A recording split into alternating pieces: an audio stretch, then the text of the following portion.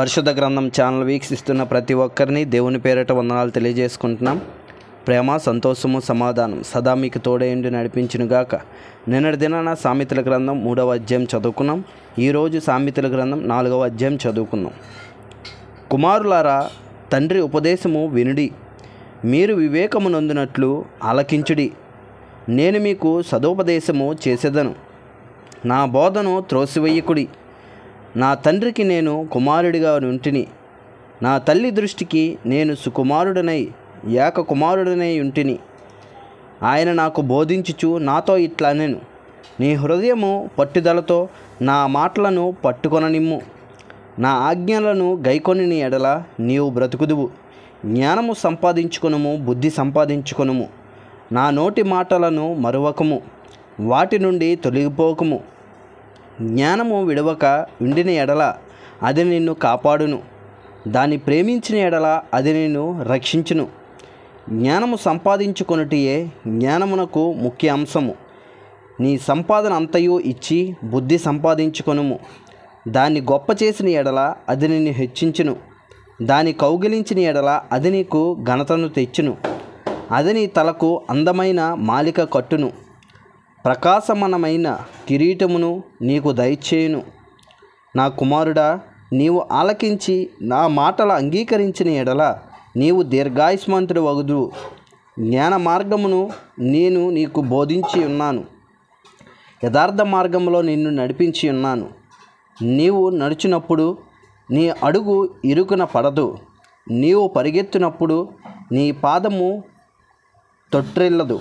ఉపదేశము విడిచిపెట్టక దాన్ని గట్టిగా పట్టుకొనుము, అది నీకు జీవము గనుక దాన్ని పొందియుండుము.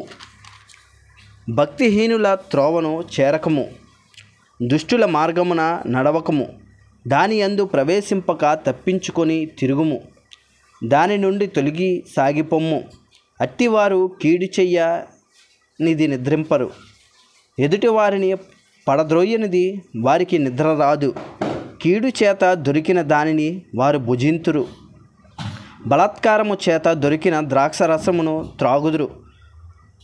పట్టపగల వారు వరకు వేకువ వెలుగు తేజరిల్లినట్లు నీతిమంతుల మార్గము అంతకంతకు తేజరిల్లును.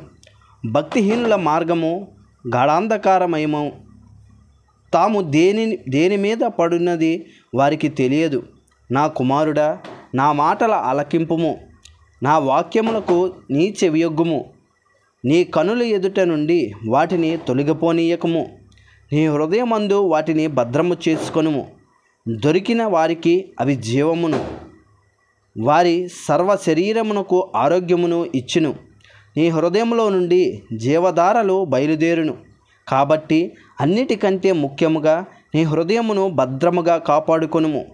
మూర్ఖపు మాటలు నోటికి రానియకము, పెదవుల నుండి కుటిలమైన మాటలు రానియకము. నీ కనులు ఇటు అటు చూడక సరిగ్గాను, నీ కనురెప్పలు నీ ముందర సూటిగాను చూడవలను. నీవు నడుచు మార్గమును సరళము చేయుము, అప్పుడు నీ మార్గములన్నీ స్థిరములగును. నీవు కుడి తట్టుకైనను ఎడమ తట్టుకైనను తిరగకము. నీ పాదమును కీడునకు దూరముగా తొలగించుకొనుము. ఇంతటితో సామెతల గ్రంథం 4వ అధ్యాయం పూర్తయింది. రేపటి దినాన సామెతల గ్రంథం 5వ అధ్యాయం చదువుకుందాం. ప్రేమ, సంతోషము, సమాధానం సదా మీకు తోడేండి నడిపించునుగాక. ఆమెన్.